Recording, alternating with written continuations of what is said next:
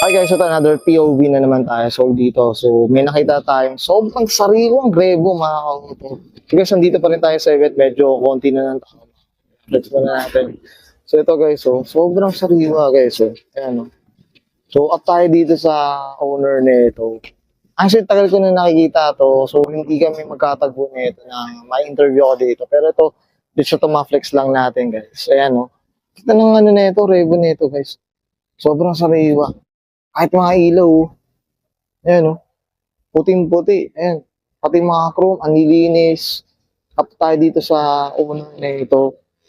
So, itong variant na ito, guys, is Toyota Revo to, guys. Ayan. As hindi ko lang alam po anong variant to. So, makikita natin sa likod. Mamaya makikita natin yan. So, yan, makita nyo yung mags. Uwi na uwi, guys. Ayan. Tapos ito yung mga side mirror, mga salamin. Ito pati yung mga visor, oh. Toyota, guys, oh. Ayan, oh. Ito yung loob, guys, makita nyo. Hopefully, sana makita natin yung loob nito. Kaya engine bay. Curious din ako mga kauto. So, yan. Tsaka single tone siya, guys. Ayan, oh. One color lang tayo. Kasi minsan may iba nito, dalawang. So, this one, guys, isang color na siya. Ito, guys, ito yung Toyota Revo na VX200. So, yan, ito yung variant yan, guys. Ayan, no? Nice, yan. So, ito naman yung likod, yan, flex natin. So, yung spoiler, original siya. Yan. So, ito may rin.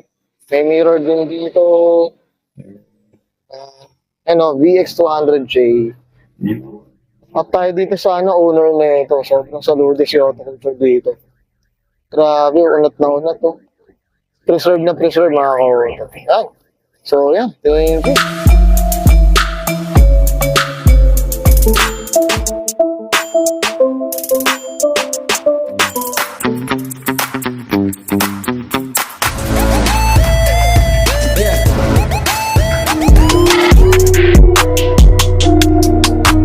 Tough long battery. Tough and long lasting.